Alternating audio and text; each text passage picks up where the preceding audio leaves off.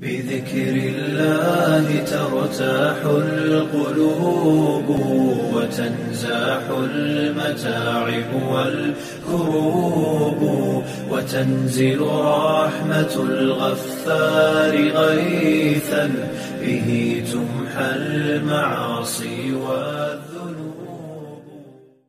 الحمد لله وحده والصلاة والسلام على من لا نبي بعده. أعوذ بالله من الشيطان الرجيم. بسم الله الرحمن الرحيم. لقد من الله على المؤمنين إذ بعث فيهم رسولا من أنفسهم يتلو عليهم آياته ويزكيهم ويعلمهم الكتاب والحكمة. وقال النبي صلى الله عليه وسلم: إنما بعثت معلما، وفي رواية إنما بعثت لأتمم مكارم الأخلاق. صدق الله العظيم وصدق رسوله النبي الكريم، ونحن على ذلك لمن الشاهدين والشاكرين، والحمد لله رب العالمين. قابل قدر حضرت رئیس جامعہ حضرت شیخ الحدیث ناظم جامعہ عمر بن خطاب کنجکیڑا، اطراف اور اکناف سے آئے ہوئے علماء کرام، معزز حاضرین اور عزیز طلبہ، اللہ جل جلالہ وعم نوالہ کا لاکھا لاکھ احسان ہے کہ اس خالق کائنات نے مجھے اور آپ کو جامعہ اسلامیہ ریاض العلوم انواع کے سالانہ اجلاس میں جمع فرمایا ہے. یہ اللہ کا بہت بڑا احسان ہے. جیسا کہ اس سے پہلے ایک طالب علم نے مدارس کی اہمیت، اس کی افادیت اور اس کی ضرورت پر ایک واقعی اور ایک اہم مواد میرے اور آپ کے سامنے پیش کیا ہے. میں اسی مضمون کو تھوڑا آگے قرآن اور حدیث سے جوڑنے کی کوشش کر کے اس کو پورا کر دیتا ہوں، مکمل کر دیتا ہوں. قرآن کریم کی جو آیت میں آپ حضرات کے سامنے پڑھی، اللہ تعالیٰ فرماتے ہیں: لَقَدْ مَنَّ اللَّهُ عَلَى الْمُؤْمِنِينَ.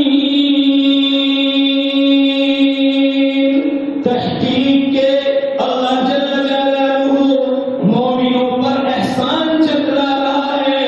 اے مومنوں، میں نے تمہارے اندر ایک رسول بھیجا ہے، ایک پیغمبر بھیجا ہے. فیہم رسولا من انفسہم، جو انسانوں میں سے ہے. اس کے تین نمایاں صفات کو قرآن کریم نے ذکر کرتے ہوئے فرمایا: یتلو علیہم آیاتی. میرے اس نبی کی، میرے اس رسول کی پہلی صفت ہے وہ قرآن کریم کی تلاوت کرتا ہے. قرآن کریم کو جس طرز پر اتارا گیا ہے اسی طرز پر اس کی تلاوت کرتا ہے. اور دوسرا مقصد قرآن کریم نے فرمایا: وَيُزَكِّيهِمْ. معاشرے میں بگڑی ہوئی خرابی اخلاق کے اعتبار سے دلی امراض کو اور دلی تمام خرابیوں کی اصلاح کے لیے میرا نبی مبعوث کیا گیا ہے. وَيُعَلِّمُهُمُ الْكِتَابَ وَالْحِكْمَةَ. یہ میرا نبی قرآن کی، حدیث کی تعلیم دنیا میں عام کرتا ہے. اس آیت کریمہ میں اللہ جل جلالہ نے نبی کے تین اوصاف بیان کیے: تلاوت قرآن،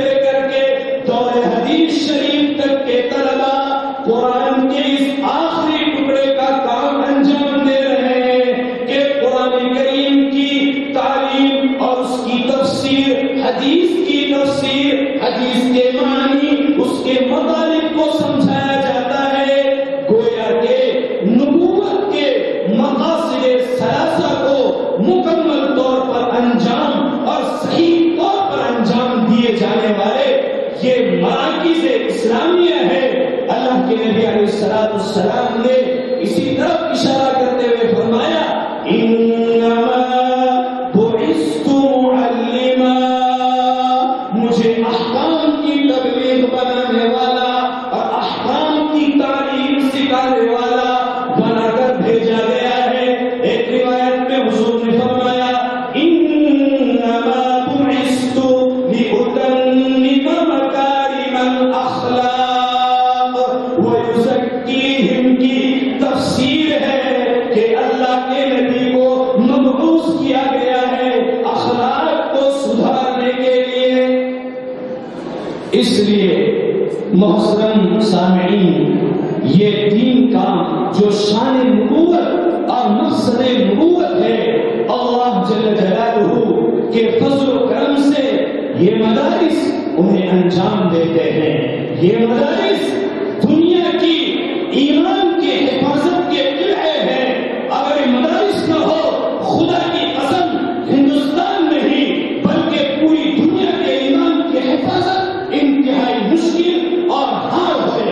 جب تک کہ مدارس کا قیام عمل میں نہیں آیا تھا، ہندوستان کے علماء اور ہندوستان کے دانشوران پریشان اور حیرت میں تھے کہ مسلمانوں نے ہند کی ایمان کی کیسے حفاظت کی جا سکے۔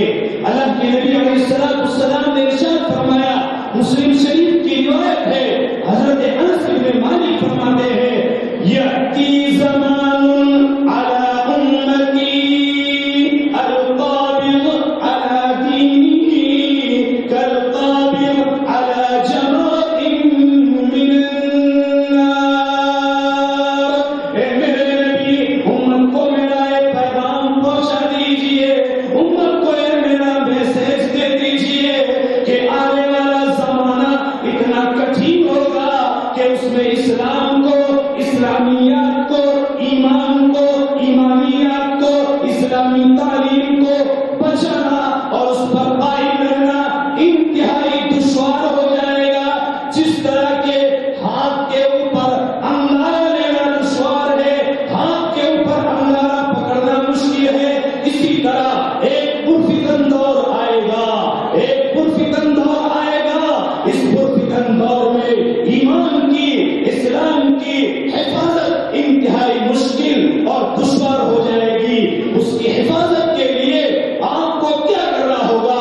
جب ہندوستان میں انگریزوں نے ایک قبضہ مچایا تو علماء کو فکر ہو گئی، انہوں نے اعلان کر دیا کہ ہندوستانیوں کو عیسائی بنایا جائے۔ پس پردہ ان کا مطلب یہ تھا کہ ہندوستان کے مسلمانوں کو ختم کر دیا جائے۔ علماء ہند نے ایک مشورہ اور ایک میٹنگ قائم کی جس میں یہ طے فرمایا کہ ہندوستان سے علماء اور صلحاء کی ایک جماعت مکہ المکرمہ بھیجی جائے جو صرف اور صرف یہ دعا کرے، اے اللہ ہندوستان کے مسلمانوں کی ایمان کی حفاظت فرما۔ جب یہ 8 یا 10 لوگوں کی جماعت مکہ المکرمہ پہنچی اور 8 یا 10 سال وہ مکہ کا خانہ کعبہ کا غلاف پکڑ کر کے یہ دعا کرتے رہے، اے اللہ ہندوستان کے مسلمانوں کی، ان کے ایمان کی، ان کی عزت کی حفاظت فرماتے رہنا۔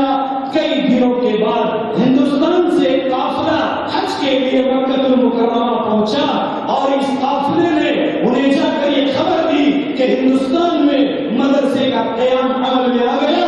ان نیک لوگوں کی جماعت نے جیسے اسے سنا، اللہ کے شکر ادا کیا، اے اللہ تیرا شکر ہے، تو نے ہماری سن لی۔ اب یقیناً ہندوستان سے اسلام کو ختم کرنا، ایمان کو ختم کرنا مشکل نہیں ہے، آسان نہیں ہے، بلکہ انتہائی مشکل ہے۔ اس لیے کہ جب بھی اسلام پر اور اس کی تعلیمات پر حملے کرنے کا واقعہ پیش آتا رہا، علماء کی ایک ٹیم کھڑی ہوئی اور حکومت کے منہ میں منہ ڈال کر، ان کی آنکھوں میں آنکھیں ڈال کر کے اسلامی تعلیمات کی حفاظت اور اس کی حقانیت کا ثبوت دینے کی انتھک کوشش کرنے لگی۔ اس لیے میرے دوستو، ہندوستان میں مدارس کا قیام یہ اس کے ایمان اور اس کے اسلام کی حفاظت کا ایک بہت بڑا ذریعہ ہے، ایک بہت بڑا وسیلہ ہے۔ قرآن کریم کی ایک آیت کریمہ مجھے اور آپ کو فرماتی ہے کہ ہندوستان میں جب تک کہ مدارس قائم رہیں گے اس وقت تک اللہ تعالیٰ عذاب عام نہیں لائے گا.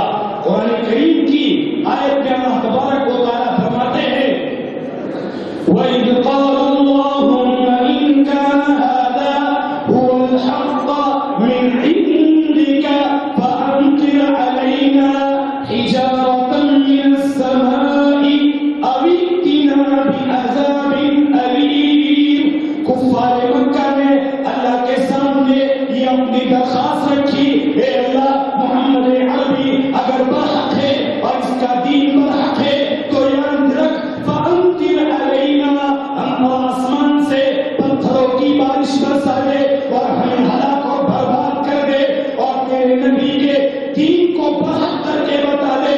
قرآن نے اس کا جواب دیا وَمَا كَانَ اللَّهُ لِيُعَذِّبَهُمْ وَأَنْتَ فِيهِمْ. اے میرے نبی، میرا عذاب کو روکنے والی یہ آپ کی ذات مبارکہ ہے. جب تک کہ آپ کی ذات موجود ہے اس وقت تک ہم عذاب کو لائیں گے نہیں، اور جس وقت آپ کی ذات اس دنیا سے چلی جائے گی اس وقت عذاب آ جائے گا.